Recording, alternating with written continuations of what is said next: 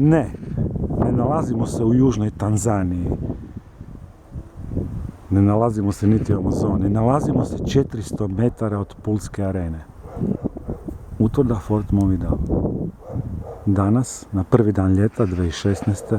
izgleda savršeno očuvana uz pomoć konzervatora, gradonačelnika i svih ostalih građana, čak isto, koji se brinu, ne mislim na sve građane, nego na neke koje to uopće ne zanima, naravno da ih ne zanima.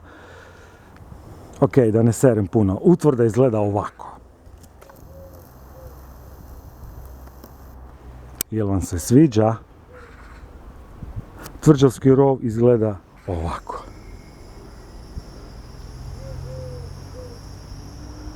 Izvještaj kao i uvijek sastavio novi gradonačelnik Pule, ma kaki, Đelo Hadžiselimović, ma ne, Zlatko Devičić za Nacionalnu udrugu za fortifikaciju Pula. Hvala.